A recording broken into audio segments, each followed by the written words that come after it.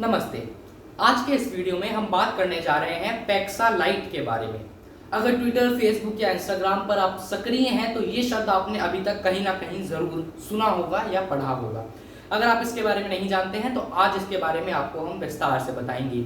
ये भी बताएंगे कि क्यों पैक्सा लाइट का एप्लीकेशन आजकल विवादों में घिरा हुआ है। अलग अलग यूनिवर्सिटीज के छात्र इसका विरोध कर रहे हैं और एक तरीके का ई प्रोटेस्ट, ऑनलाइन प्रोटेस्ट छेड़ा जा चुका है।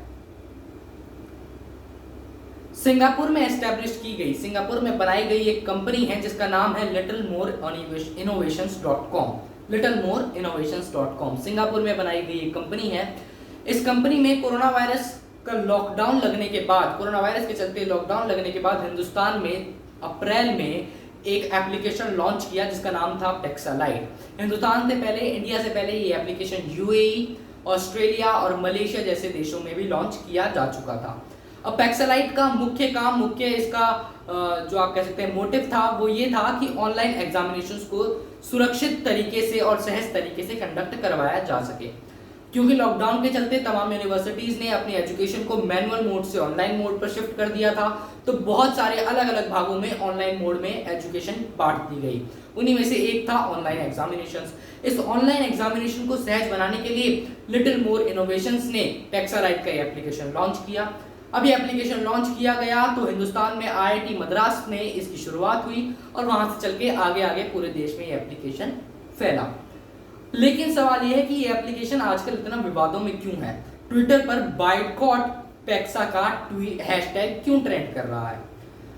देखिए, एप्लीकेशन में इस बात को सुनिश्चित किया गया है कि एग्जामिनेशन पूरी सुरक्षा के साथ हो, कोई भी छात्र किसी भी तरह की नकल ना करे एवं पूरी सहजता के साथ एक एग्जामिनेशन को कंडक्ट करवाया जा सके। अब इस सुरक्षा को बनाए रखने के लिए अलग अलग तरीके के प्रावधान किए गए हैं। उन्हीं में से दो मुख्य प्रावधान मैं आपको बताता हूं। एप्लीकेशन के अंदर आर्टिफिशियल इंटेलिजेंस का इस्तेमाल किया गया है।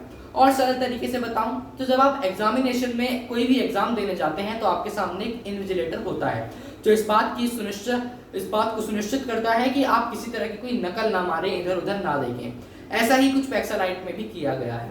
जैसे ही आप एग्जामिनेशन देने के लिए लॉग इन करेंगे तो पैक्सा लाइट का आर्टिफिशियल इंटेलिजेंस अपने आप को एक्सेस कर लेगा आपके ऑडियो और वेबकैम के साथ, अगर आप कंप्यूटर या लैपटॉप पर एप्लीकेशन के थ्रू पेपर दे रहे हैं तो। जब वो अपने ऑडियो और वेबकैम के साथ अपने आप को एक्सेस कर लेगा तो अगर आपके इनपुट ऑडियो में किसी भी तरह का कोई भी नॉइस डिटेक्ट किया गया तो आपके ऊपर अनफेयर मीन्स का आरोप लगा दिया जाएगा। छात्रों की माने तो ये ऑडियो कुकर की सीटी भी हो सकती है, पैन गिरने की, ढक्कन गिरने की आवाज भी हो सकती है, जिसके चलते बहुत सारे छात्रों पर बेबुनियाद तरीके से अनफेयर मीन्स का आरोप लगाया गया और उनका पेपर खराब हो गया। ऐसा छात्रों का आरोप है। दूसरी ओर बात करें तो कुछ छात्रों का यह भी बताना है कि पैक्सा लाइट एप्लीकेशन के अंदर एक ऐसा फीचर है जो कोई भी एग्जामिनेशन स्टार्ट होने से पहले इस बात का डिमांड करता है कि आप एग्जामिनेशन के अंदर इस एप्लीकेशन के थ्रू अपना एक रूम टूर वीडियो फॉर्मेट में सबमिट करें। यानी कि आपके कमरे में कौन कौन से डिवाइसेस उस वक्त मौजूद हैं, कितने लॉग मौजूद हैं, कितने कंप्यूटर्स मौजूद हैं, ये सब आपको एक वीडियो फॉर्मेट में रिकॉर्ड कर करके उस एप्लीकेशन में सबमिट करना होगा। ये एक संगीन आरोप है छात्रों द्वारा जो इस एप्लीकेशन का विरोध कर रहे हैं। तीसरी और सबसे पेचीदा बात यह है कि जब ये एप्लीकेशन आपके कंप्यूटर पर अपना एक्सेस करता है तो एप्लीकेशन चलने से पहले इसकी सबसे बड़ी शर्त यह है कि आप किसी भी तरीके का एंटीवायरस लॉन्च नहीं कर सकते हैं। आपके फोन में, आपके कंप्यूटर में यदि कोई एंटीवायरस है तो उसको आपको बंद करना पड़ेगा इस एप्लीकेशन को शुरू करने से पहले, जो कि वाकई में बहुत पेचीदा शर्त है। बहरहाल, इन तीन मुख्य कारणों को अपना बुनियाद बनाते हुए छात्रों ने इस एप्लीकेशन के खिलाफ एक धरना, एक प्रोटेस्ट बोल दिया है। छात्रों का कहना है कि एप्लीकेशन इंफॉर्मेशन टेक्नोलॉजी के बहुत सारे कानूनों का खंडन करता है, वहीं दूसरी तरफ उनकी प्राइवेसी को भी खंडित करता है।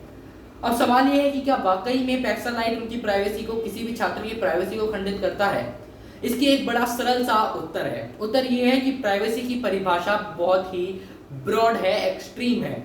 Maneka Gandhi versus Union of India का केस आया था सन 1974 में, जिसमें सुप्रीम कोर्ट ने इस बात को एक्सेप्ट किया था कि प्राइवेसी की परिभाषा भारतीय संविधान के आर्टिकल 21 के तहत बहुत ब्रॉड होगी। ये परिभाषा मात्र आपके फिजिकल टच तक सीमित नहीं होगी, इसके अंदर आपका right to life, right to travel, तमाम तरीके की चीजें आएंगी।